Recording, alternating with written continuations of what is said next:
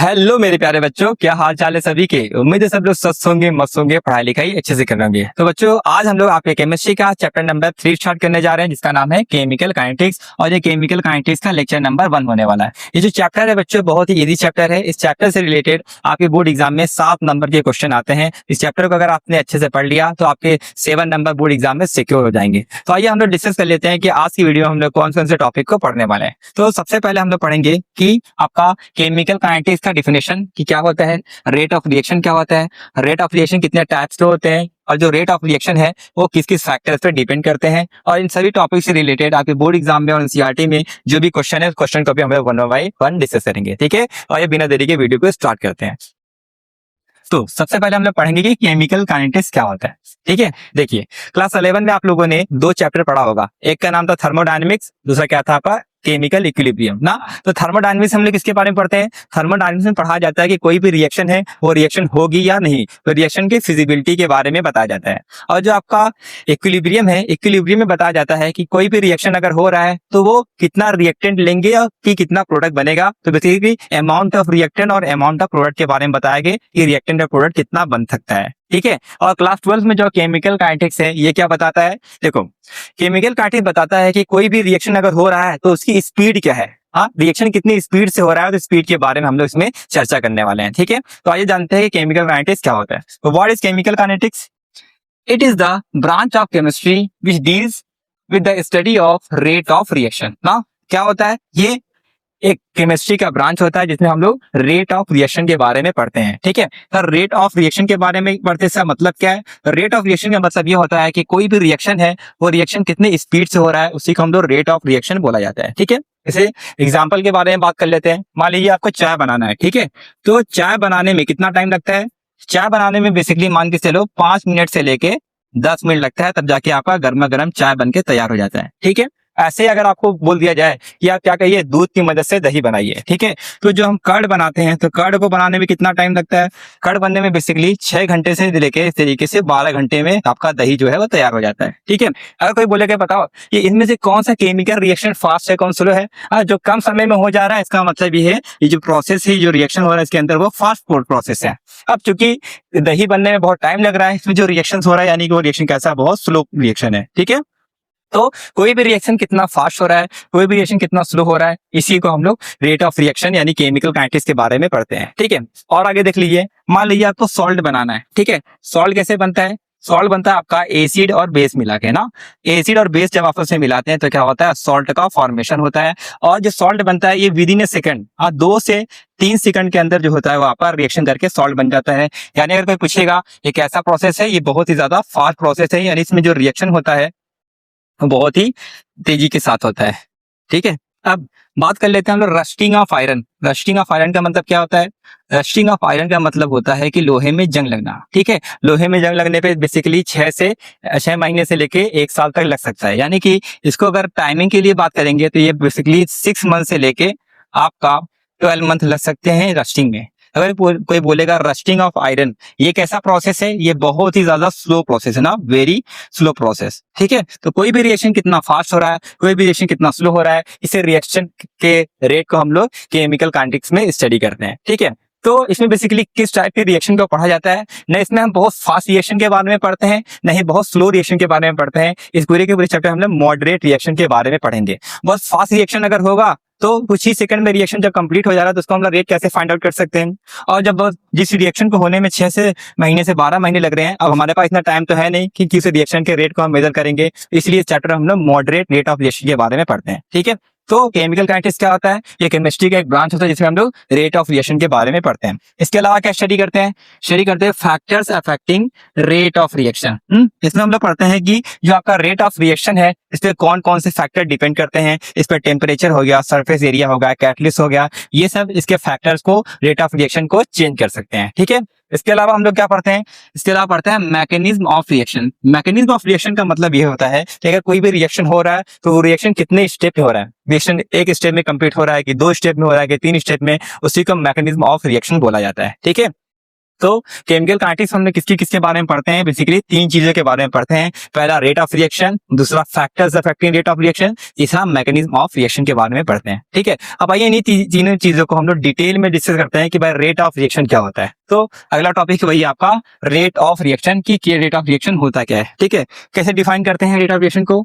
It is the change in concentration of reactant and product per unit time. क्या होता है भाई rate of reaction? कह रहा है कि कितने टाइम में रिएक्टेंट और प्रोडक्ट के कंसंट्रेशन में कितना चेंज आता है, उसी को रेट ऑफ रिएक्शन बोला जाता है। ठीक है, क्या होता है रेट ऑफ रिएक्शन? हाँ, कितने टाइम में रिएक्टेंट और प्रोडक्ट के कंसंट्रेशन में कितना चेंज आया है, उसी को हम लोग रेट ऑफ रिएक्शन बोलते हैं। ठीक है, अगर कोई रिएक्शन लिखा होगा, उस रिएक्शन का हमें रेट ऑफ रिएक्शन लिखने का एग्जाम में आता है। तो आइए देखते हैं कि रेट ऑफ रिएक्शन लिखा कैसे जाता है। ठीक है, एक जनरल एग्जांपल लेते हैं। मान लीजिए कोई रिएक्शन है जिसमें ए जो है वो रिएक्शन करके क्या बन रहा है, बी बन रहा है। ठीक है, इस रिएक्शन के लिए बोलेगा कि आप रेट ऑफ रिएक्शन लिखिए। ओके, तो रेट ऑफ रिएक्शन लिखने का तरीका क्या है समझिए। देखो, रेट ऑफ रिएक्शन लिखने इसी फार्मूले की मदद से हम रेट ऑफ रिएक्शन को लिख सकते हैं। क्या होता है formula? Change in concentration of reactant. ठीक है, अब चेंज का मतलब क्या होता है समझो।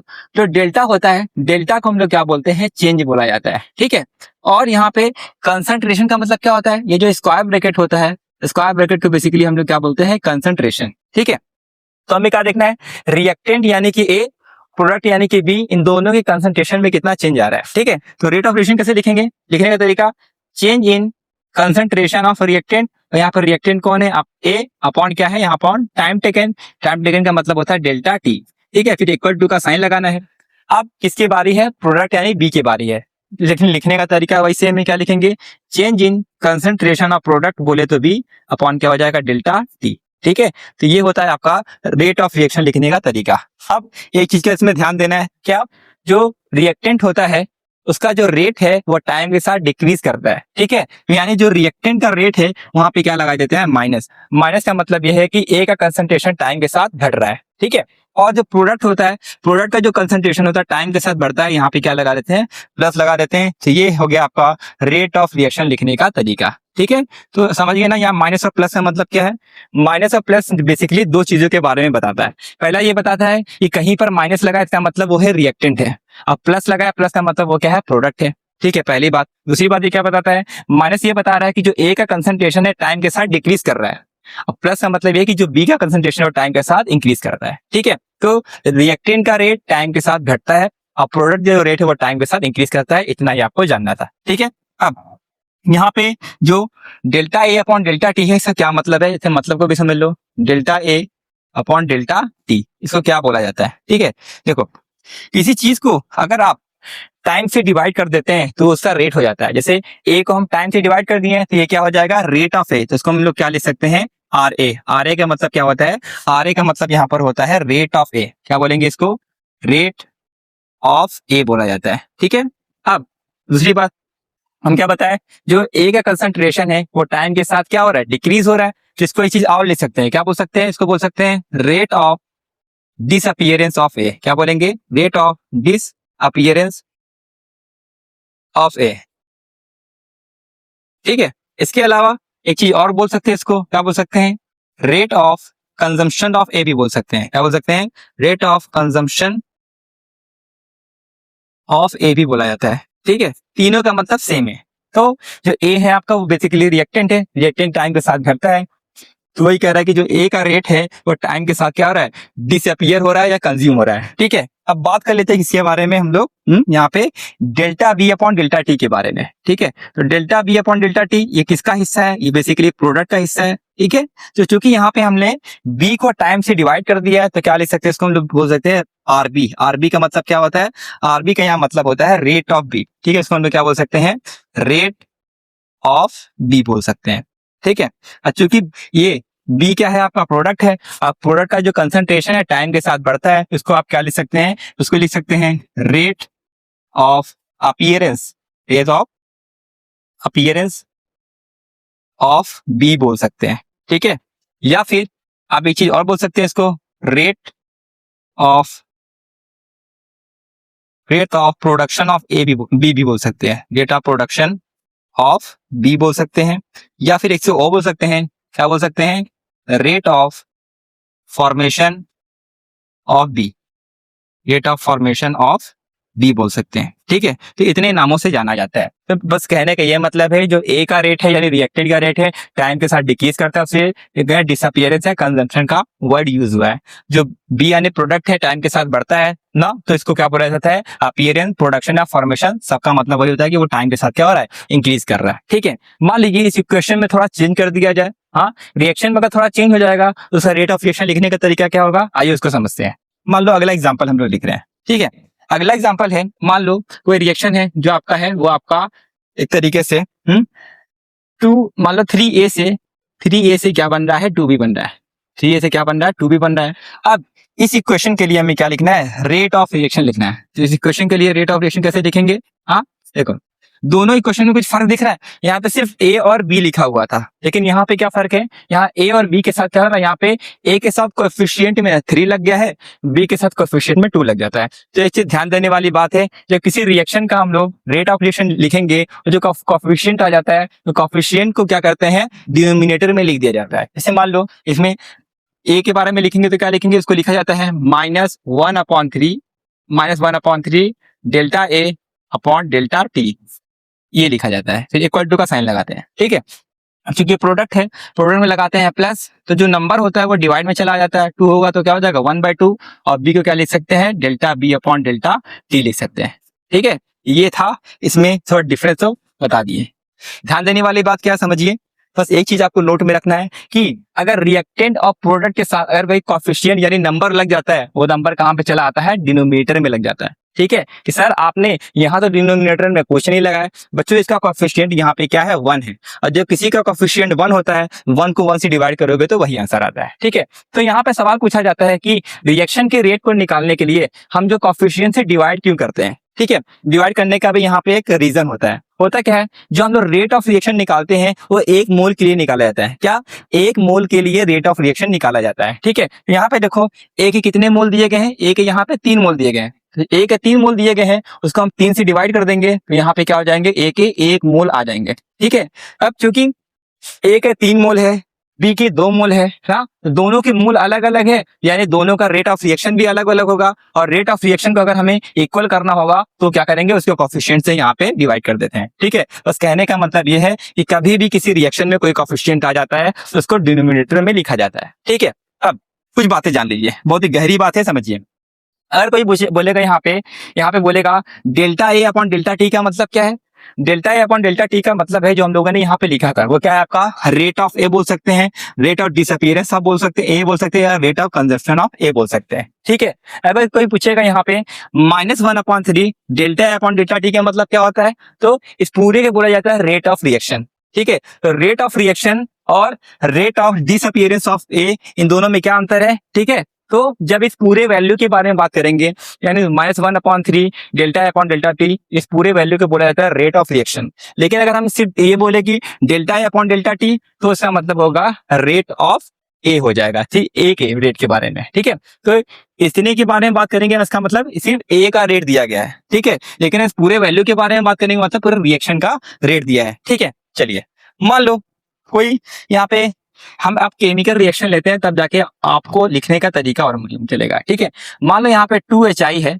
ठीक है, ये क्या हो रहा है, डिकम्पोज होके बना रहा है H2 और I2 बना रहा है। अगर इस केमिकल रिएक्शन के लिए हमें क्या लिखना है, रेट ऑफ रिएक्शन, तो कैसे लिखेंगे, इस केमिकल रिएक्शन का हमें क्या लिखना है, रेट ऑफ रिएक्शन लिखना है, तो कैसे लिखेंगे। ठीक है, लिखने का तरीका आपको बता दे रहे हैं, वही है, क्या लिखेंगे, concentration of A upon time, concentration of B upon time, मतलब रिएक्टेंट को टाइम से डिवाइड कर दीजिए। तो यहाँ पे 2 है तो 2 अपॉन में चला जाएगा, तो क्या लिखोगे -1/2, और HI को क्या लिख सकते हैं, delta HI upon delta T. ठीक है, इक्वल टू का साइन लगाएंगे। अब चूंकि ये दोनों प्रोडक्ट है, प्रोडक्ट में क्या लगाया जाता है, प्लस डेल्टा H2 अपॉन क्या हो जाएगा, डेल्टा टी हो जाएगा। फिर इक्वल टू का साइन लगाते हैं, ये भी आपका प्रोडक्ट है तो यहाँ पर भी क्या लगाएंगे, plus delta I2 upon delta T.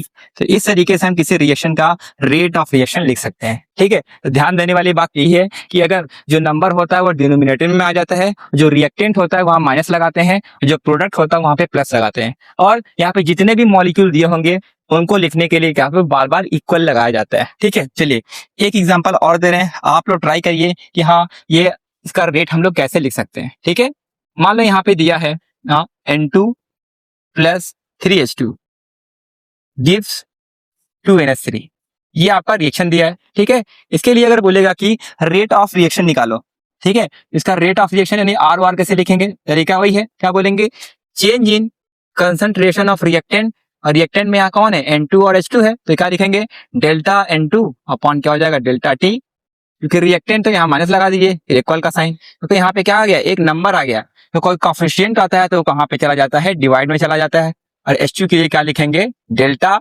H2 upon delta T हो जाएगा। ठीक है, इक्वल टू, अब देखो प्रोडक्ट है, प्रोडक्ट में भी यहाँ पर नंबर लगा हुआ है, तो क्या लिख देंगे, क्योंकि प्रोडक्ट है लगेगा +1/2, और NH3 के लिए क्या लिखेंगे, डेल्टा NH3 अपॉन क्या हो जाएगा, डेल्टा T होगा। ठीक है, तो इस तरीके से किसी भी रिएक्शन के रेट ऑफ रिएक्शन को लिखा जाता है। ठीक है, चलिए अब हम लोग बात करते हैं कि जो रेट ऑफ रिएक्शन होता है उसके कौन कौन से यूनिट होते हैं। ओके, देखो अगर हम बात करते हैं किसमें, कोई भी रिएक्शन है वो रिएक्शन सॉल्यूशन के फॉर्म में हो रहा है, ठीक है, तो अगर कोई रिएक्शन सॉल्यूशन के फॉर्म में हो रहा है उसके लिए रेट ऑफ रिएक्शन का यूनिट होता है क्या, उसके लिए रेट ऑफ रिएक्शन का यूनिट हम लिख सकते हैं मोल पर लीटर पर सेकंड, क्या लिखते हैं, मोल पर लीटर पर सेकंड, या फिर इसको एक चीज और लिख सकते हैं, क्या, मोल पर लीटर होता है मोलैरिटी, क्या, मोल पर लीटर होता है मोलैरिटी, तो होता क्या, मोलैरिटी पर सेकंड भी लिख सकते हैं। ठीक है, लेकिन अगर जो रेट ऑफ रिएक्शन हमें निकाल रहे हैं वो किसके लिए निकाल रहे हैं, गैस के लिए, गैसियस फॉर्म में रिएक्शन हो रहा है, उसके लिए तब रेट ऑफ रिएक्शन का यूनिट क्या हो जाएगा, तो ये यहाँ लिखते हैं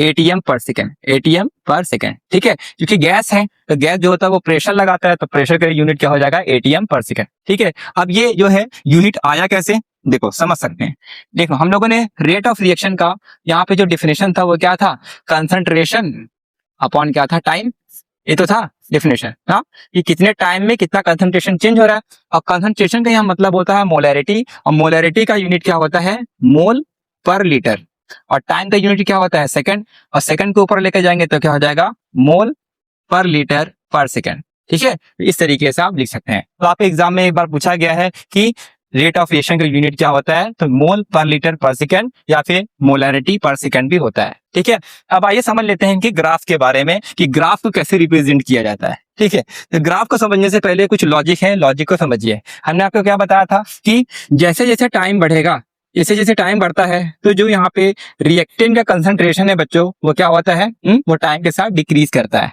और जैसे जैसे टाइम बढ़ता है जो प्रोडक्ट का कंसंट्रेशन होता है वो क्या करता है, इंक्रीज करता है। ठीक है, तो हम लोग क्या करते हैं, यहाँ पे ग्राफ को प्लॉट करते हैं, इसके बीच में एक्स एक्सिस पे लेते हैं टाइम और वाई एक्सिस पे लेते हैं कंसंट्रेशन, तो टाइम के साथ किस रिएक्टेंट और प्रोडक्ट के कंसंट्रेशन में क्या चेंज आता है उसी के बारे में हमें पढ़ना है। तो हमने क्या बताया कि टाइम बढ़ेगा तो रिएक्टेंट का कंसंट्रेशन घटेगा, तो ग्राफ कैसे जाएगा, देखो ये जो आपका ब्लू वाला ग्राफ दिख रहा है ना, ये जो कंसंट्रेशन है वो देखो टाइम के साथ यहाँ पे क्या हो रहा है, डिक्रीज हो रहा है। ठीक है, यानी जो आपका रिएक्टेंट होता है ना, रिएक्टेंट का जो कंसंट्रेशन होता है वो टाइम के साथ क्या होता है, डिक्रीज करता है। ठीक है, और जो आपको रेड वाला ग्राफ दिख रहा है, रेड वाला ग्राफ देख रहे हैं, तो ये ग्राफ है टाइम के साथ बढ़ता ही जा रहा है ना, तो कहने का मतलब ये है रिएक्टेंट होगा वो टाइम के साथ डिक्रीज करता है, और प्रोडक्ट जो होता है टाइम के साथ इंक्रीज करता है, तो इसे ही ग्राफ के बारे में यहाँ पे रिप्रेजेंट किया गया है। ठीक है, चलिए और आगे बढ़ते हैं।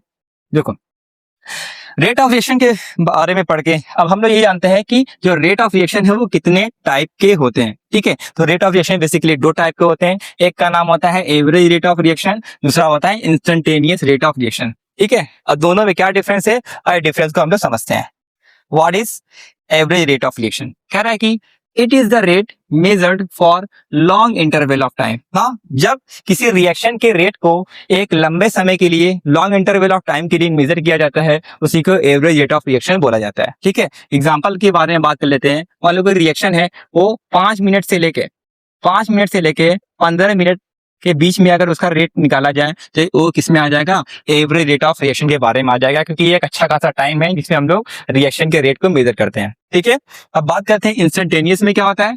It is the rate measured for very short interval of time. हाँ, जब बहुत कम समय के लिए किसी रिएक्शन के रेट को मेजर करते हैं तो उसको हम लोग इंस्टेंटेनियस रेट ऑफ रिएक्शन बोला जाता है। ठीक है, मान लो भाई बोल दिया कि बताओ 5 सेकंड से लेके 8 सेकंड के बीच में आपको रेट निकालना है रिएक्शन का, तो देखो 5 से 8 सेकंड के बीच में यानी बेसिकली 3 सेकंड का अंतर है, तो रिएक्शन बहुत कम समय के लिए रेट को मेजर करता है, फिर इसको बोलते हैं इंस्टेंटेनियस रेट ऑफ रिएक्शन। तो इंस्टेंटेनियस का मतलब होता है एक पल के लिए, एक क्षण के लिए। ठीक है, अब दोनों में को रिप्रेजेंट करने का तरीका क्या है, रिप्रेजेंटेशन के तरीकों को हम आपको बता दे रहे हैं। ठीक है, मान लो कोई लेट सपोज कोई रिएक्शन है जिसमें रिएक्टेंट जो है वो किस में कन्वर्ट हो रहा है, प्रोडक्ट में कन्वर्ट हो रहा है। ठीक है, अब इसके लिए अगर कोई बोलेगा कि हमें यहाँ पे एवरेज रेट ऑफ रिएक्शन लिख के दिखाओ, तो रेट ऑफ रिएक्शन लिखने तो हमें आता ही है, लेकिन हमें एवरेज रेट ऑफ रिएक्शन लिखना होगा। तो उसको लिखने का तरीका देखो, एवरेज रेट ऑफ रिएक्शन को लिखा जाता है आर ए वी से ना, तो आर का मतलब रेट, ए का वी का मतलब average. Average rate of reaction क्या होता है, तरीका वही है, लिखने का तरीका क्या वही, क्या लिखेंगे, change in concentration of reactant upon क्या हो जाएगा, टाइम। इक्वल टू का साइन लगाना है, यहाँ प्रोडक्ट है तो क्या बोलेंगे, change in concentration of product upon क्या हो जाएगा, टाइम हो जाएगा। रिएक्टेंट है तो यहाँ पे माइनस लगा दो, प्रोडक्ट है तो यहाँ पे क्या लगा देंगे, प्लस लगा देंगे। ठीक है, तो बेसिकली जो हम लोग पहले रेट ऑफ रिएक्शन लिख रहे थे, सेम वही चीज है, लिखने का तरीका बिल्कुल सेम है। ठीक है, तो बेसिकली जो हम लोग रेट ऑफ रिएक्शन लिख रहे थे वो एक तरीके का एवरेज रेट ऑफ रिएक्शन लिखने का तरीका है, वही चीज ऊपर लिखा गया है। ठीक है, अगर इसी के लिए अगर बोला गया कि आप इंस्टेंटेनियस रेट लिखकर दिखाइए तो कैसे लिखेंगे, देखो इंस्टेंटेनियस को कैसे लिखा जाता है, RINST से लिखा जाता है। ठीक है, इसको बोलते हैं इंस्टेंटेनियस रेट ऑफ रिएक्शन। ठीक है, अब अंतर क्या है, देखो एवरेज रेट ऑफ रिएक्शन को लिखा जाता है डेल्टा से और इंस्टेंटेनियस को लिखा जाता है डी से। ठीक है, तो आर के लिए क्या लगाओगे, माइनस DR अपॉन DT हो जाएगा। ठीक है, और यहाँ प्रोडक्ट के लिए क्या लगाएंगे, प्लस DP अपॉन DT हो जाएगा। ठीक है, तो दोनों में अंतर ही समझिए, एवरेज के लिए क्या लगाना होता है, डेल्टा लगाना होता है, और इंस्टेंटेनियस के लिए डी लगाया जाता है। तो दोनों में अंतर क्या है, दोनों में ही हम रेट ऑफ रिएक्शन को मेजर करते हैं, बस एक में रेट ऑफ रिएक्शन जो है वो लंबे समय के लिए मेजर किया जाता है, दूसरे को शॉर्ट पीरियड ऑफ टाइम के लिए मेजर किया जाता है। ओके, अब कुछ बातें और इसमें जान लीजिए, जानने वाली बातें क्या समझिए। मान लीजिए जब टाइम आपका T1 था तो रिएक्टेंट के कंसंट्रेशन क्या था, R1, आप प्रोडक्ट कंसंट्रेशन क्या मान के चलो P1 था। ठीक है, कुछ समय बाद बोले तो T2 टाइम पे अब इसका जो कंसंट्रेशन है रिएक्टेंट का, इसको R2 मान लो, और जो प्रोडक्ट का कंसंट्रेशन से क्या मान लेंगे, P2 मान लेंगे। ठीक है, अब इसके लिए हमें क्या है, इसके लिए इस रिएक्शन के लिए हमें एवरेज रेट ऑफ रिएक्शन लिखना है। ठीक है, तो क्या होता है यहाँ पे, एवरेज रेट ऑफ रिएक्शन क्या हो जाएगा यहाँ पे, minus delta R upon delta T, reactant के लिए ये लिखेंगे।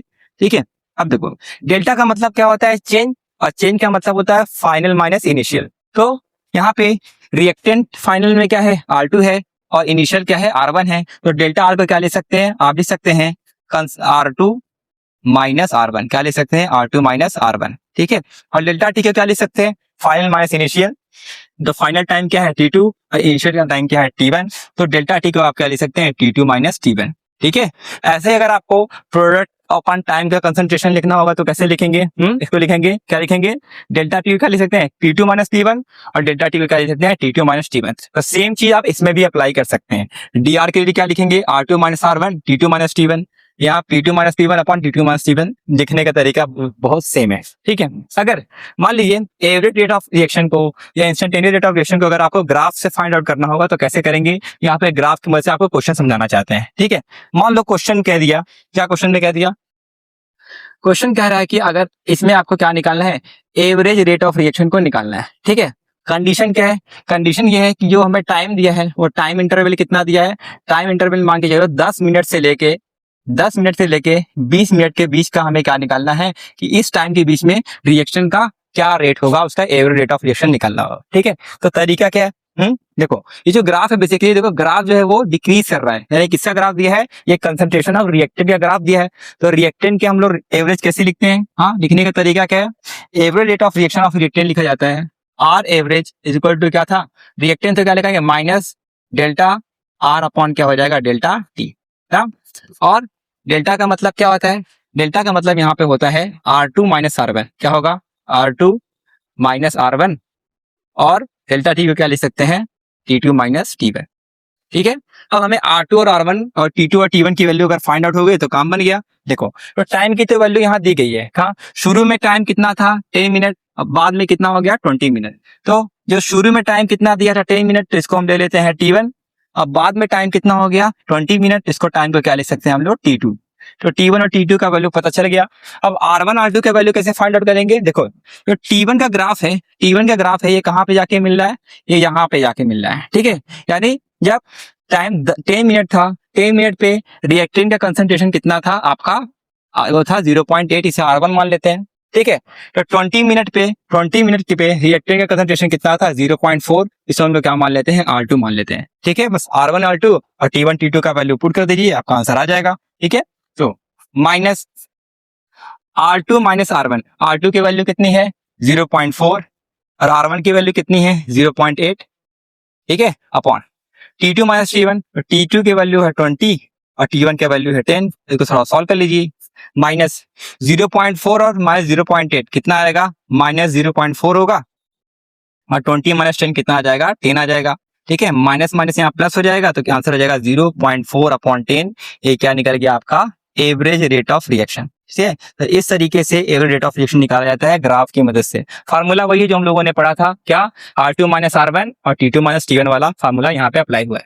लेकिन अगर यही क्वेश्चन में कह दे कि हमें क्या निकालना है, इंस्टेंटेनियस रेट ऑफ रिएक्शन निकालना है। क्या निकालना है, इंस्टेंटेनियस रेट ऑफ रिएक्शन निकालना है। और जो टाइम दिया है, लेट्स सपोज टाइम बोल रहा है कि 15 मिनट, हाँ 15 मिनट पे जो है उसके लिए आप इंस्टेंटेनियस रेट ऑफ रिएक्शन निकालो। तो 15 मिनट का ग्राफ कहाँ पे बनेगा, 15 मिनट का ग्राफ अगर आप देखेंगे तो वो बनेगा यहाँ पे। तो 10 और 20 के बीच में कहीं यहाँ 15 होगा, हाँ यहाँ पे मान के लेते हैं यहाँ 15 मिनट का ग्राफ है। ठीक है, अब देखो इंस्टेंटेनियस रेट ऑफ रिएक्शन निकालने के लिए आपको टेंजेंट ड्रॉ करना पड़ेगा। ठीक है, बिना टेंजेंट ड्रॉ किए हम लोग इंस्टेंटेनियस रेट ऑफ रिएक्शन नहीं निकाल सकते। और एग्जाम में अगर ये क्वेश्चन आया तो टेंजेंट बना हुआ रहेगा। ओके, तो टेंजेंट ड्रॉ कैसे करते हैं, देखो तो टाइम बोला कि 15 मिनट पे यहाँ जो टाइम है इसका देखो, अगर परपेंडिकुलर लाइन ड्रॉ करेंगे तो यहाँ कहीं पे इसका टेंजेंट बनेगा। ठीक है, तो टेंजेंट कैसे बनाएंगे, तो इस तरीके से हम यहाँ पे ग्राफ को कट करते हुए एक लाइन बनाएंगे। ठीक है, अब देखोगे ये जो टेंजेंट हमने ड्रॉ किया ये कहाँ पे कट कर रहा है, यहाँ कट कर रहा है 30 पे। तो जो यहाँ पे ये ग्राफ कट करता है वो बेसिकली आपका क्या हो जाएगा, आपका यहाँ dt का वैल्यू हो जाता है। ठीक है, और ये वाला जो कंसंट्रेशन वाला ग्राफ है वो कहाँ पे कट कर रहा है, यहाँ पे लेट सपोज ये आपका 1.5 है, तो इसको हम लोग क्या मान लेते हैं, आपको मान लेते हैं यहाँ पे dr मान लेते हैं, यानी रिएक्टेंट की कंसंट्रेशन। तो ग्राफ जहाँ पे कट करता है वो टाइम और रिएक्टेंट के कंसंट्रेशन का ग्राफ है। अगर इसका वैल्यू लिखना चाहेंगे तो कैसे लिखेंगे, इंस्टेंटेनियस रेट ऑफ रिएक्शन का फॉर्मूला क्या था, इसका फॉर्मूला था आपका E minus dr upon dt। ठीक है, तो यहाँ पे तो जहाँ पे टेंजेंट जाके यहाँ पे कट कर रहा है वो dt का वैल्यू है, तो dt का वैल्यू यहाँ पे कितना हो जाएगा 30 हो गया। और dr यहाँ पे कट कर रहा है 1.5 पे, तो ये हो जाएगा आपका इंस्टेंटेनियस रेट ऑफ रिएक्शन लिखने का तरीका। ठीक है, तो यहाँ पे अगर हम ये वाला फॉर्मूला लगा देंगे, क्या लगा सकते हैं, R2 minus R1 T2 minus T1, तब भी यही आएगा। ठीक है, क्योंकि यहाँ पे R2 माइनस R1 लगाएंगे तो T2 माइनस T1, तो T2 माइनस T1, तो ये मान लेते हैं जो आपका टाइम मेरा T2 है और ये जो इनिशियल टाइम है ये क्या हो जाएगा, आपका T1 हो जाएगा। ठीक है, वैसे R2 माइनस R1, तो अगर आप डायरेक्ट कर देंगे तब भी आंसर आ जाएगा। तो इस तरीके से ग्राफ की मदद से एवरेज और इंस्टेंटेनियस रेट ऑफ रिएक्शन निकाला जाता है। ठीक है, अब इसी से रिलेटेड आपको एक बोर्ड एग्जाम में क्वेश्चन आया, क्वेश्चन देखते हैं। क्वेश्चन क्या कह रहा है कि एक रिएक्शन है जो 3A से 2B बना रहा है। ठीक है, और इसमें जो रेट ऑफ रिएक्शन में माइनस डी अपॉन dt है वो किसके इक्वल है, उसी को आपको बताना है। ठीक है, तो जैसे ही रेट ऑफ रिएक्शन का आपको सवाल आता है, ठीक है, तो सबसे पहले उस रिएक्शन का रेट ऑफ रिएक्शन लिखने आपको आना चाहिए। तो यहाँ पर रिएक्शन क्या दिया है, 3A से क्या बन रहा है, आपका 2B बन रहा है। तो इसके लिए अगर आप रेट ऑफ रिएक्शन निकालेंगे तो क्या हो जाएगा, हो जाएगा -1/3 डी अपॉन dt हो जाएगा। ठीक है, और ये क्या है, आपका प्रोडक्ट है, तो क्या लिख सकते हैं, +1/2 dB अपॉन dt, यही होगा। अब देखिए यहाँ पे किसके बारे में पूछ रहा है, d अपॉन dt। हाँ, d अपॉन dt मतलब आपको इस वैल्यू को निकालना है, इस पूरे वैल्यू को निकालना है कि ये किसके इक्वल होगा। ठीक है, तो देखिए यहाँ पे 3 यहाँ पे क्या है, 3 यहाँ डिनोमिनेटर में है, इक्वल टू पे इधर जाएगा तो न्यूमरेटर में हो जाएगा। ओके, तो यहाँ पे क्या आएगा, यहाँ पे लिख सकते हैं -dA अपॉन dt। अब 3 डिनोमिनेटर में इधर जाएगा न्यूमरेटर में हो जाएगा, तो क्या लिख सकते हैं, +3/2 हो जाएगा dB अपॉन dt, ये आएगा।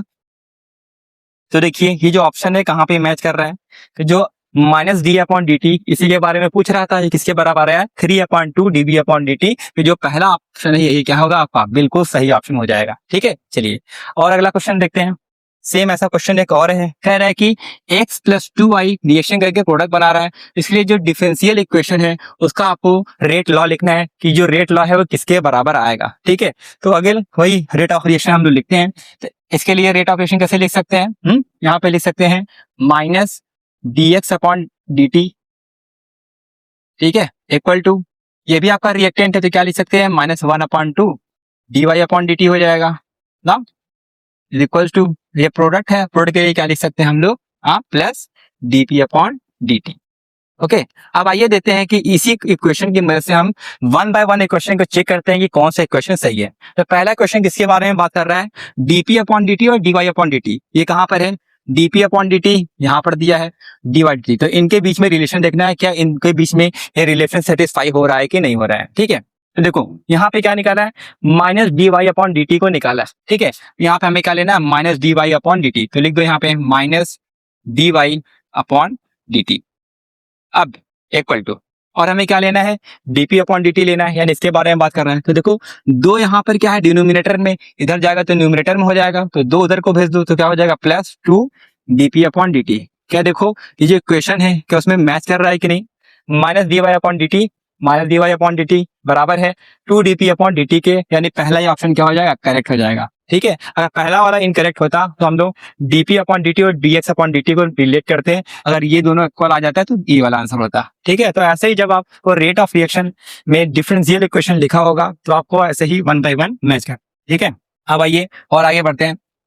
अगला क्वेश्चन क्या कह रहा है, कह रहा है कि फॉर द रिएक्शन आपके पास N2O5 डिकम्पोज होके NO2 और O2 बन रहा है। ठीक है, और क्या डाटा दिया गया है, कह रहा है कि rate of formation of NO2 का रेट ऑफ फॉर्मेशन दिया है कितना, 2.8 10 की पावर -3। ठीक है, और क्या निकालना है आपको, calculate rate of disappearance of N2O5 का रेट ऑफ डिसअपीयरेंस निकालना है। ठीक है, अब समझो rate of disappearance of N2O5, तो हम क्या बोले थे, डिसअपीयरेंस का मतलब क्या होता है, मतलब यह है कि वो घट रहा है, घटता का भी यानी वो रिएक्टेंट है। तो rate of disappearance of N2O5 का यहाँ मतलब है आपको निकालना है minus D N2O5 upon dt, ये आपको निकालना है। ठीक है, तो डिसअपीयरेंस का मतलब क्या है, रिएक्टेंट, यानी ये कहीं ना कहीं टाइम के साथ डिक्रीज हो रहा है। और क्या दिया है, rate of formation of NO2, यानी ये फॉर्मेशन हो रहा है, बन रहा है, यानी ये प्रोडक्ट है, तो इसका मतलब ये क्या, किसकी वैल्यू दी गई है, plus D NO2 upon dt, इसकी वैल्यू दी गई है।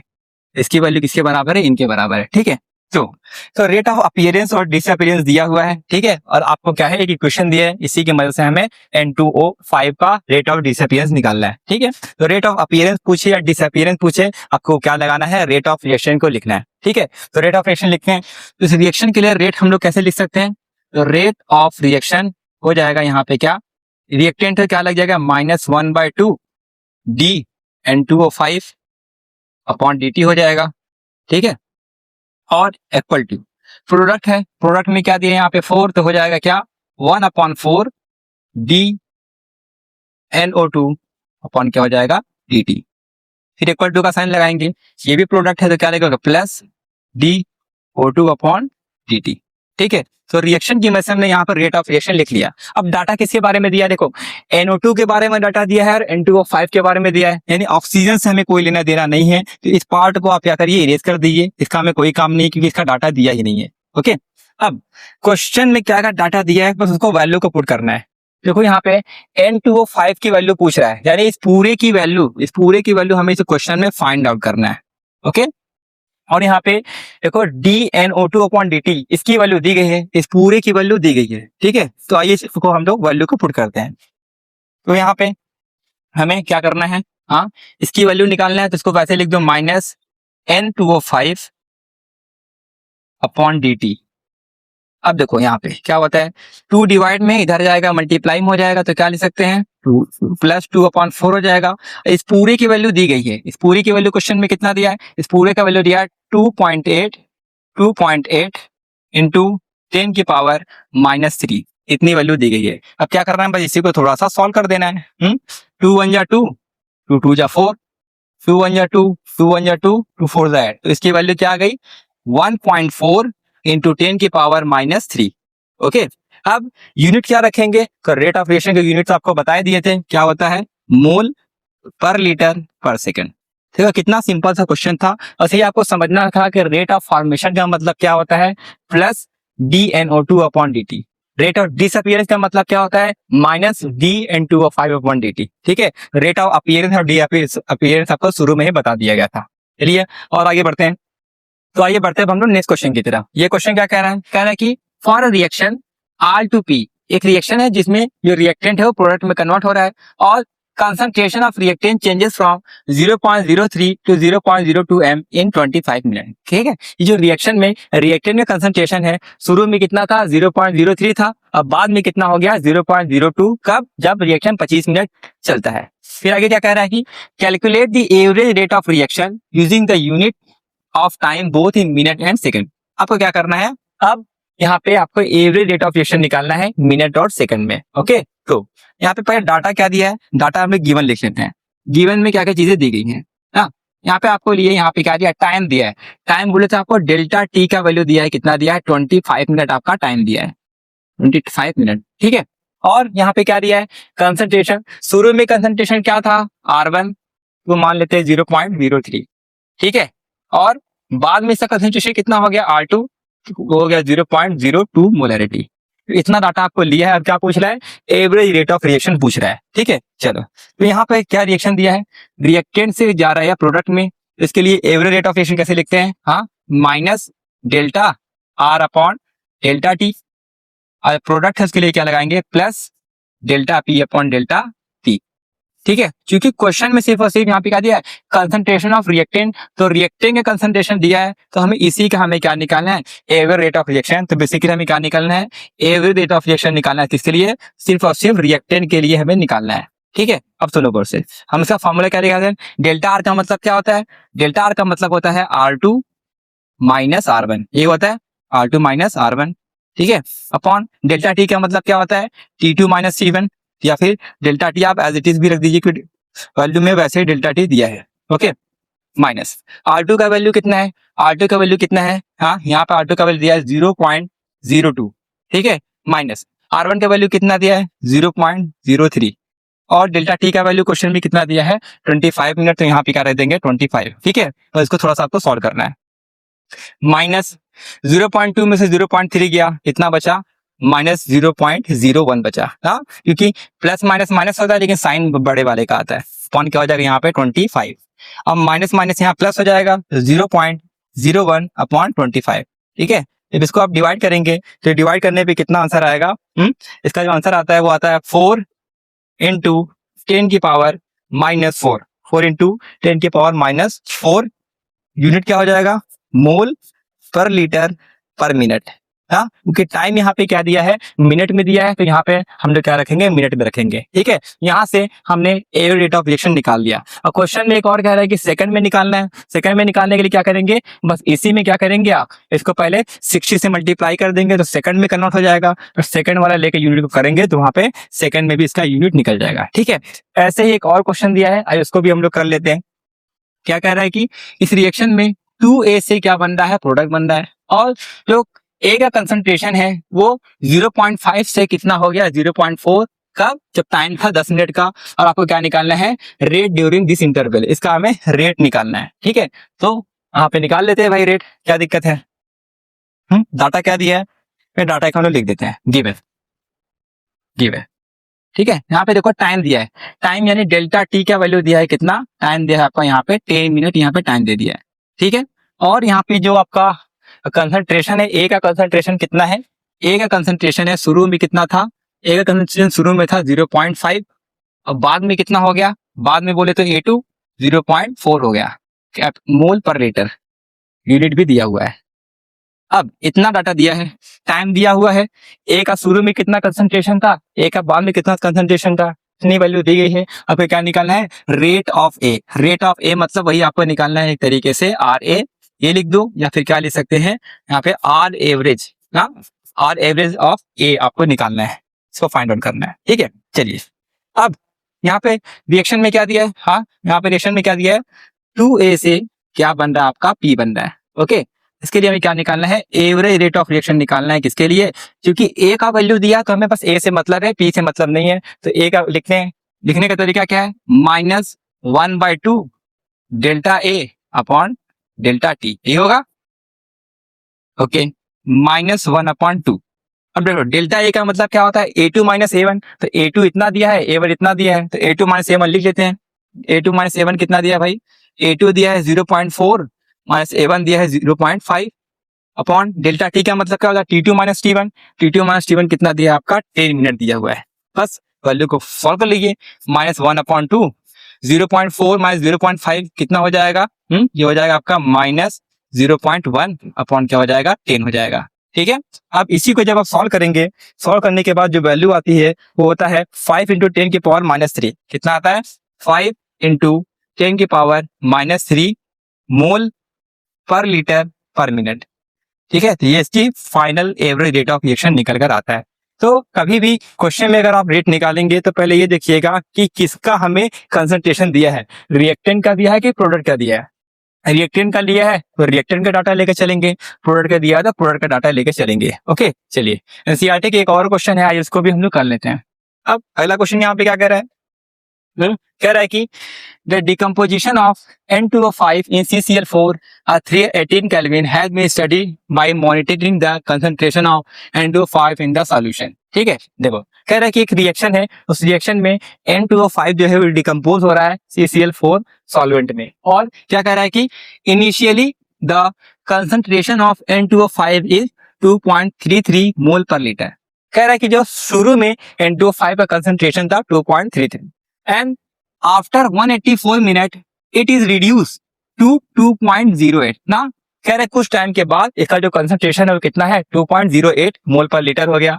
फिर यहाँ पर आपको उसका इक्वेशन दिया गया है और निकालना क्या है आपको, calculate the average rate of this reaction. इस रिएक्शन के लिए आपको पहले एवरेज रेट ऑफ रिएक्शन निकालना है और मिनट और सेकंड के रिस्पेक्ट में, और क्या निकालना है आपको, what is the rate of production of NO2 during this period. आपके लिए आपको इसके लिए क्या निकालना है, rate of production of NO2, यानी कि आपको प्लस dNO2 अपॉन dt की वैल्यू निकालनी है। अब पहले हम लोग डाटा में लिख लेते हैं क्या क्या चीजें क्वेश्चन में दी गई है।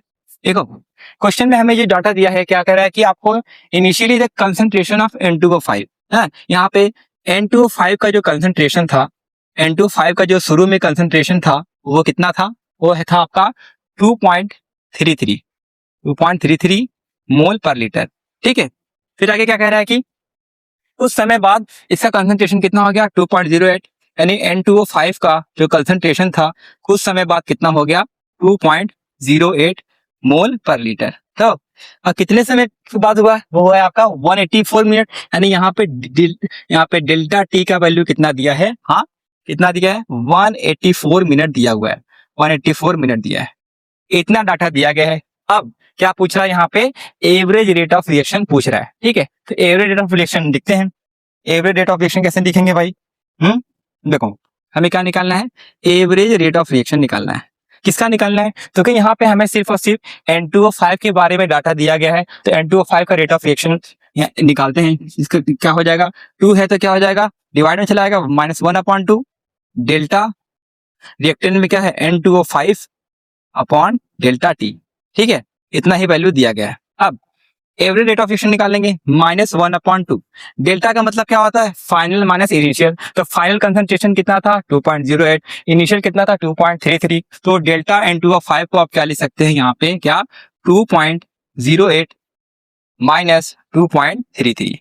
ठीक है, अपॉन डेल्टा टी का मतलब इतना टाइम लगेगा, और टाइम यहाँ पे दिया हुआ है 184 मिनट। हाँ, अब बस इसी को क्या करना है, आपको सॉल्व करना है। जब इसको सॉल्व करेंगे तो इसका जो यहाँ पे एवरेज रेट ऑफ रिएक्शन निकल कर आएगा वो होता है आपका 6.79 इंटू 10 की पावर -4 मोल पर लीटर पर सेकंड आता है इसका क्या, एवरेज रेट ऑफ रिएक्शन। ठीक है, तो जैसे हम लोगों ने पहले निकाला था सेम टू सेम वही वैल्यू यहाँ पर आया हुआ है। फिर एक तो यहाँ पे सॉल्व हो गया। अब दूसरा क्या कर रहा है, यहाँ पे आपको rate of production of NO2 निकालना है। Rate of production of NO2 का मतलब क्या होता है, प्रोडक्शन का मतलब ये प्रोडक्ट है तो प्लस लगा दोगे, और रेट का मतलब क्या है, हाँ रेट का मतलब है dNO2 अपॉन dt, या फिर ये ना लिख के आप delta NO2 upon delta T भी लिख सकते हैं, तब भी आपका सही रहेगा। ठीक है, इसी को लिखना है। तो हमें बेसिकली यहाँ पर रेट ऑफ प्रोडक्शन निकालना है, तो जब रेट ऑफ प्रोडक्शन निकालना होगा तो पहले इसका रेट ऑफ रिएक्शन लिखेंगे। ओके, तो ये इसका रेट ऑफ रिएक्शन लिखते हैं। तो क्वेश्चन में क्या दिया है, क्वेश्चन पहले इसका रिएक्शन लिख लेते, क्या दिया है 2N2O5 ओके, ये डिकम्पोज हो रहा है, किसमें डिकम्पोज हो रहा है भाई? 4NO2 और O2 में डिकम्पोज हो रहा है। 4NO2 और O2 में डिकम्पोज हो रहा है। ठीक है, अब इसके लिए हमें क्या लिखना है? Rate of reaction. Rate of reaction कैसे लिखेंगे? रिएक्शन लिख सकते हैं यहाँ पे -1/2 delta N2O5 upon delta T ना, ये होगा इज इक्वल्स टू, और प्रोडक्ट है इसके लिए क्या लगाएंगे? Plus 1/4 delta NO2 upon delta T ना। ऑक्सीजन के लिए क्या लिखेंगे? Plus delta O2 upon delta T, ये लिखेंगे। तो इस रिएक्शन का हमने रेट ऑफ रिएक्शन लिख लिया। अब देखो गौर से, हमें क्या निकालना है? हमें यहाँ पे delta NO2 upon delta T इसकी वैल्यू हमें फाइंड आउट करनी है, यानी इसकी वैल्यू हमें क्या करनी है? फाइंड आउट करना है। ठीक है, और क्वेश्चन में एक चीज देखेंगे, इसकी वैल्यू हम लोगों ने पहले से निकाल के रखी है। कहाँ से? देखो यहाँ पे हम लोगों ने यहाँ पे -1/2 delta N2O5 upon delta T, इस पूरी की वैल्यू हमने निकाली है। वो कितना है यहाँ पर? तो बस इन्हीं की वैल्यू को हमें पुट कर देना है। ओके, चलिए, तो यहाँ पे इतनी वैल्यू आई है। इस पूरे की वैल्यू हम लोगों ने कितना फाइंड आउट किया है? पूरे का वैल्यू उठा के पुट करते हैं। पूरे की वैल्यू यहाँ पर आती है कितना?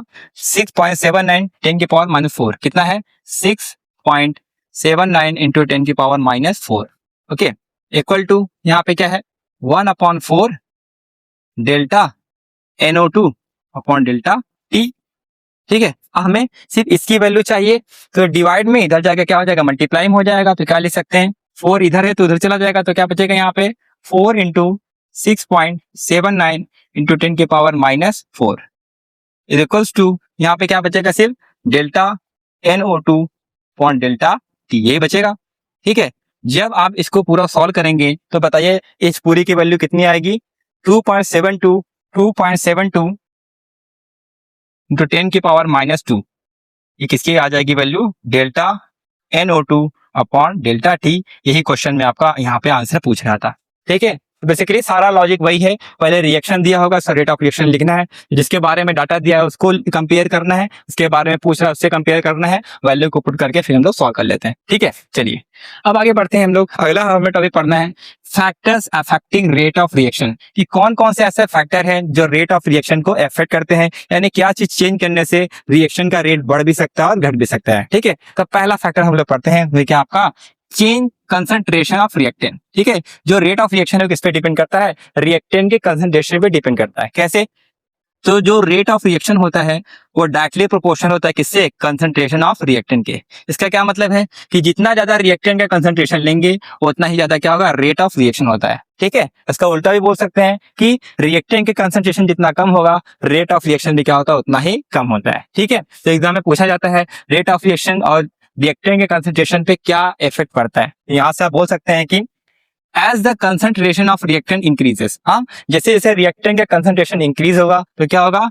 Rate of reaction also increases ना। रेट ऑफ रिएक्शन भी क्या होता है? बढ़ता जाता है। इसका रीजन पूछा जाता है, क्यों? Because more number of particle take part in a chemical reaction ना। जैसे जैसे आप रिएक्टेंट के कंसंट्रेशन को बढ़ाएंगे नंबर ऑफ पार्टिकल बढ़ेंगे, जितने पार्टिकल होंगे उतना ही ज्यादा आपस में वो कोलिजन करेंगे, जितना कोलिजन करेंगे उतना ज्यादा आपका रेट ऑफ रिएक्शन इंक्रीज करेगा। ठीक है, तो पहली चीज थी कि रिएक्टेंट के कंसंट्रेशन को बढ़ाएंगे तो रेट ऑफ रिएक्शन भी क्या होता है? इंक्रीज करता है। अब बात कर लेते हैं यहाँ पे दूसरे फैक्टर के बारे में, वो है आपका टेम्परेचर। टेम्परेचर का रेट ऑफ रिएक्शन पे क्या इफेक्ट पड़ता है? बहुत ही सिंपल सा है कि जो टेम्परेचर होता है वो डायरेक्टली प्रोपोर्शनल है किसके? रेट ऑफ रिएक्शन के। यानी टेम्परेचर को अगर आप बढ़ाएंगे तो रेट ऑफ रिएक्शन भी क्या होता है? इंक्रीज करता है। वही चाय वाला एग्जांपल है, अगर चाय को आपको जल्दी बनाना है तो क्या करेंगे? चाय के जो वहाँ पे फ्लेम होता है, फ्लेम को आप तेज कर देंगे तो फ्लेम तेज करने से चाय जल्दी बन जाता है। हाँ, तो टेम्परेचर बढ़ाने से रेट ऑफ रिएक्शन क्या होता है? इंक्रीज कर जाता है। वही यहाँ पे लिखा हुआ है कि as the temperature increases rate of reaction also increases ना। टेम्परेचर बढ़ाने से रिएक्शन का जो रेट है वो बढ़ जाता है। क्यों बढ़ जाता है? Because collision of particle increases. देखो केमिकल काइनेटिक्स में कहता है कि रिएक्टेंट से प्रोडक्ट तभी बनेगा जब दो मॉलिक्यूल आपस में टकराएंगे। टेम्परेचर बढ़ाने से मॉलिक्यूल का जो कोलिजन है वो बढ़ जाता है। कोलिजन बढ़ने होगा तो क्या होगा? पुराने बॉन्ड टूटेंगे, नए बॉन्ड बनेंगे, प्रोडक्ट का फॉर्मेशन होता है। तो टेम्परेचर बढ़ाने से रेट ऑफ रिएक्शन बढ़ता है क्योंकि पार्टिकल के बीच में कोलिजन बढ़ जाता है। ठीक है, यहाँ एक नोट के बारे में है। नोट क्या लिखा है? कह रहे हैं कि the reaction rate for most of the chemical reaction become almost double. हाँ, कह रहा है कि जो कोई केमिकल रिएक्शन होता है उस रिएक्शन का रेट जो होता है वो ऑलमोस्ट डबल हो जाता है। कब डबल हो जाता है? For every 10 degree Celsius rise in temperature. कह रहे जब किसी रिएक्शन के टेम्परेचर को आप 10 डिग्री बढ़ाएंगे तो उसका जो रेट होगा वो डबल होगा। मान लो कोई रिएक्शन है, उसका T1 टेम्परेचर पे उसका रेट क्या है? R1 है। क्या है? R1 है। अब हमने क्या किया, इसी T1 टेम्परेचर में हमने क्या किया, 10 डिग्री सेल्सियस को बढ़ा दिया। तो 10 डिग्री सेल्सियस को बढ़ाएंगे तो रेट क्या हो जाएगा? इसका डबल हो जाएगा, यानी क्या हो जाएगा? 2 इंटू R1 है। वही यहाँ पे कह रहा है कि किसी रिएक्शन में अगर टेम्परेचर को आप 10 डिग्री बढ़ाएंगे तो रिएक्शन क्या हो जाएगा? डबल हो जाएगा। ठीक है, एक बार और 10 डिग्री बढ़ाएंगे तो रिएक्शन क्या हो जाएगा? 4 टाइम हो जाएगा। ये कहने का इसका रीजन था। ठीक है, चलिए बात करते हैं अगले फैक्टर के बारे में। अगला फैक्टर आपका सरफेस एरिया। सरफेस एरिया का क्या होता है? वही है जो यहाँ पर रेट ऑफ रिएक्शन होता है वो डायरेक्टली प्रोपोर्शनल होता है किसके? Surface area. मतलब सरफेस एरिया जैसे जैसे बढ़ेगा वैसे वैसे रेट ऑफ रिएक्शन भी क्या होगा? इंक्रीज करेगा। इसका एक आसान सा एग्जांपल बता सकते हैं। देखिए, मान लीजिए आपके पास चीनी है, चीनी को क्या करना है? चीनी को आपको पानी में डिसॉल्व करना है। ठीक है, तो डिसॉल्व तो हो जाएगा, लेकिन आप चाहते हैं जो चीनी पानी में और जल्दी घुल जाए, तो क्या करिए, पहले चीनी को आप क्या करिए, पाउडर के फॉर्म में उसको बारीक पीस लीजिए। चीनी को जब आप पाउडर मिला के उसमें ग्लास में मिलाएंगे तो देखते हैं वो जल्दी से घुल जाता है। तो किसी चीज को जब आप पाउडर के फॉर्म में लाते हैं तो उसका यहाँ पे सरफेस एरिया बढ़ जाता है। सरफेस एरिया बढ़ने की वजह से उसमें ज्यादा से ज्यादा पार्टिकल जो होते हैं वो रिएक्शन में पार्टिसिपेट करते हैं और रेट ऑफ रिएक्शन क्या होता है? इंक्रीज कर जाता है। ठीक है, मान लीजिए आपके पास एक चौक है, ठीक है, पूरा चौक है, चौक को वाटर में डिसॉल्व करेंगे तो देखोगे डिसॉल्व नहीं होगा, लेकिन उसी चौक का पाउडर बना लीजिए, चौक के पाउडर बना के वाटर में डिसॉल्व करेंगे तो डिसॉल्व हो जाता है। तो बेसिकली जब किसी चीज का पाउडर बनाते हैं तो उसका सरफेस एरिया बढ़ जाता है, क्योंकि शुरू में चौक के पार्टिकल जब डिसॉल्व करेंगे तो उसके बाहर का सरफेस से रिएक्शन करेगा, लेकिन जब पाउडर बना लेंगे तो चौक के अंदर का पार्टिकल भी रिएक्शन में पार्टिसिपेट करता है। तो वही यहाँ पे कह रहा है कि as the surface area of reactant increases, reactant का सरफेस एरिया अगर आप इंक्रीज करेंगे तो क्या होगा? Rate of reaction also increases. Rate of reaction बढ़ेगा। क्यों बढ़ जाता है? Because more number of particles of surface area take part in a chemical reaction. हाँ, क्योंकि जो सरफेस पे ज्यादा पार्टिकल आ जाते हैं, पार्टिकल की संख्या बढ़ जाएगी तो रेट ऑफ रिएक्शन भी क्या होता है? इंक्रीज कर जाता है। अच्छा, ये अगला फैक्टर पढ़ते हैं। अगला फैक्टर क्या है? Physical state of reaction. आपने देखा होगा जब दो गैस को मिक्स करते हैं, गैस आसानी से मिक्स हो जाता है। लिक्विड जो होता है वो थोड़ा मुश्किल होता है मिक्स करने में, सॉलिड को मिक्स करना तो बहुत ही मुश्किल होता है। वही फिजिकल स्टेट के बारे में कह रहा है कि सॉलिड लिक्विड गैस में किसका रिएक्शन फास्ट होता है, कौन आसानी से मिक्स हो जाता है? तो सबसे ज्यादा फास्ट कौन रिएक्शन करता है? गैस, क्योंकि इसकी काइनेटिक एनर्जी ज्यादा होती है। उससे स्लो कौन होता है? लिक्विड। और सबसे स्लो कौन होता है? सॉलिड। ठीक है, सॉलिड। तो यहाँ पे रेट ऑफ रिएक्शन लिखा जाता है, किस बेसिस पे लिखा जाता है? Kinetic energy. तो जितना ज्यादा काइनेटिक एनर्जी होगा उतना ही ज्यादा रेट ऑफ रिएक्शन होगा। गैस की काइनेटिक एनर्जी ज्यादा है तो उसका रेट ऑफ रिएक्शन फास्ट है। सॉलिड की काइनेटिक एनर्जी स्लो होती है तो वहां पर रेट ऑफ रिएक्शन स्लो होता है। ठीक है, चलिए बढ़ते हैं हम लोग अगले प्रॉपर्टी की तरफ। ये क्या है आपका? कैटलिस्ट का रेट ऑफ रिएक्शन पे क्या इफेक्ट पड़ता है? ठीक है, कह रहा है कि as catalyst increases the rate of reaction by lowering the activation energy. ठीक है, किसी रिएक्शन में जब कैटलिस्ट मिलाते हैं तो कैटलिस्ट मिलाने पे उसका रेट ऑफ रिएक्शन बढ़ जाता है। कैसे बढ़ता है? क्योंकि यहाँ पे जो एक्टिवेशन एनर्जी है इसको EA से लिखा जाता है। एक्टिवेशन एनर्जी क्या होता है? डिक्रीज कर जाता है।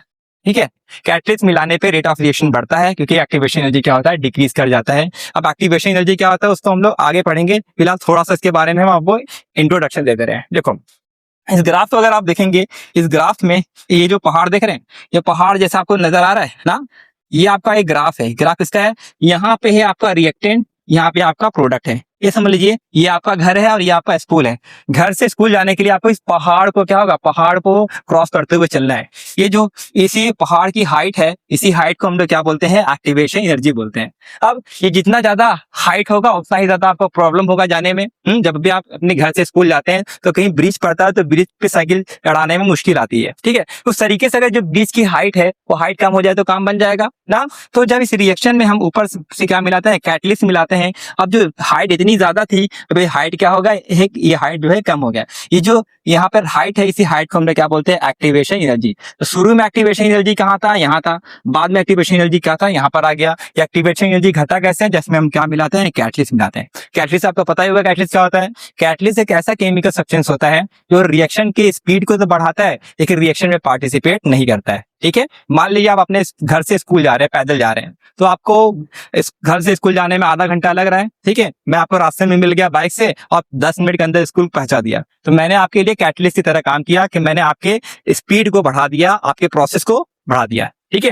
तो कैटलिस्ट एक ऐसे सब्सटेंस को बोलते हैं जो रिएक्शन के स्पीड को तो बढ़ाता है लेकिन उसमें पार्टिसिपेट नहीं करता। तो बार बार ये सवाल आता है कि कैटलिस्ट मिलाने पे क्या होता है। कैटलिस्ट मिलाने पे ये रिएक्शन का स्पीड बढ़ जाता है। कैसे बढ़ जाता है? क्योंकि एक्टिवेशन एनर्जी घट जाता है। एक्टिवेशन एनर्जी के बारे में भी आगे डिस्कस करेंगे। अब इसी से रिलेटेड आपके एग्जाम में क्वेश्चन आया है, क्वेश्चन को पढ़ लेते हैं। क्या कह रहा है कि the addition of catalyst during a chemical reaction alter which are the following quantities of reaction. कह रहे रिएक्शन में कैटलिस्ट मिलाने पे किसकी वैल्यू चेंज हो जाती है? एंथैल्पी की, एक्टिवेशन एनर्जी की, एंट्रोपी की, इंटरनल एनर्जी। ना अभी हमने बताया था कि जब आप कैटलिस्ट मिलाते हैं तो क्या होता है? एक्टिवेशन एनर्जी कम हो जाता है, यानी इसमें एक्टिवेशन एनर्जी की वैल्यू क्या होती है? चेंज होती है, और की इस सब की वैल्यू क्या होती है? सेम रहती है। फिर अगला क्वेश्चन भी इसी टाइप का है। क्या कह रहा है कि which of the following is affected by catalyst. Catalyst मिलाने से किसकी वैल्यू इफेक्ट होती है? कैटलिस्ट मिलाने पे हाँ, एक्टिवेशन एनर्जी, इसकी वैल्यू क्या होती है? डिक्रीज होती है, यानी इसी की वैल्यू क्या होता है? इफेक्ट करता है, ठीक है। यानी यहाँ पे जो यहाँ पर एंथैल्पी, एक्टिवेशन एनर्जी, एंट्रोपी और इंटरनल एनर्जी जो नाम दिया था, बस नाम की जगह क्या दे दिया है? सिंबल दे दिया है। डेल्टा इसको बोलते हैं यहाँ पे एंट्रोपी, डेल्टा जी को बोलते हैं Gibbs free energy, delta H को बोलते हैं एंथैल्पी। ये तो थर्मोडायनेमिक्स का टर्म्स है। तो इनसे किसी की वैल्यू चेंज नहीं होती जब हम लोग कैटलिस्ट को मिलाते हैं, बस एक ही की वैल्यू चेंज होती है, वो क्या? आपका एक्टिवेशन एनर्जी, ठीक है। चलिए एक लास्ट क्वेश्चन है, इसको भी करके ये क्वेश्चन कंप्लीट हो जाएगा। कह रहा है कि how will the rate of reaction be affected when. Rate of reaction का क्या इफेक्ट पड़ेगा? पहला क्या कह रहा है कि surface area of reactant is reduce. कह रहा है अगर हम सरफेस एरिया को क्या कर देंगे? डिक्रीज कर देंगे, तो रेट ऑफ रिएक्शन भी क्या होता है? डिक्रीज कर जाता है। तो अभी हम लोगों ने पढ़ा था सरफेस एरिया बढ़ाने से रेट ऑफ रिएक्शन बढ़ता था, तो घटाने से क्या होगा? घट जाएगा। फिर अगला यहाँ पे क्या कह रहा है कि catalyst is added to reversible reaction. किसी रिएक्शन में कैटलिस्ट मिलाएंगे तो क्या होगा? कैटलिस्ट मिलाने पे रेट ऑफ रिएक्शन क्या होता है? यहाँ पे इंक्रीज कर जाता है, ठीक है। फिर अगला क्या कह रहा है यहाँ पे? Temperature of reaction is increase. कि रिएक्शन के टेम्परेचर को अगर बढ़ाएंगे तो रेट ऑफ रिएक्शन क्या होगा? इंक्रीज कर जाएगा, क्योंकि डायरेक्टली प्रोपोर्शनल होता है। फिर और क्या है? Surface area of reactant in increase. हाँ, सरफेस एरिया को बढ़ाएंगे तो क्या होगा? रेट ऑफ रिएक्शन भी क्या होता है? बढ़ जाता है, क्योंकि ज्यादा पार्टिकल रिएक्शन में पार्टिसिपेट करते हैं। इसमें क्या है? Temperature of the reaction is decrease. हाँ, टेम्परेचर को जब डिक्रीज करेंगे तो रेट ऑफ रिएक्शन भी क्या होता है? डिक्रीज कर जाता है, ठीक है। तो इतने बारे में दिया था, बहुत ये वन वर्ड का आंसर था। अगर आपको रीजन पूछेगा तो जो आपको रीजन लिखवाए थे वहां पे रीजन आप लिख सकते हैं, ठीक है। इस तरीके से ये क्वेश्चन भी आपका कंप्लीट होता है। तो इतना ही था आज की वीडियो के बारे में। वीडियो का पूरा आई होप सो आपको हर एक टॉपिक अच्छे से समझ में आया होगा। किसी टॉपिक में अगर कोई डाउट होगा तो कमेंट करिएगा, कमेंट में का आंसर देने की कोशिश करूंगा। और इस वीडियो का जो पीडीएफ है टेलीग्राम चैनल पे अपलोड हो जाएगा, वहां से आप पीडीएफ को डाउनलोड कर सकते हैं, ठीक है। मिलते हैं ऐसे मजेदार वीडियो में, नेक्स्ट वीडियो में। Have a good day.